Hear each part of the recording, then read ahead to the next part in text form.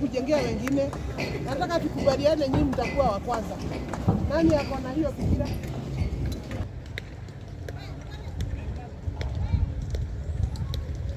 Because this particular county is being served from Laikipia County, our registry in Nyahururu. Every county is at least entitled to a minimum of one land registry.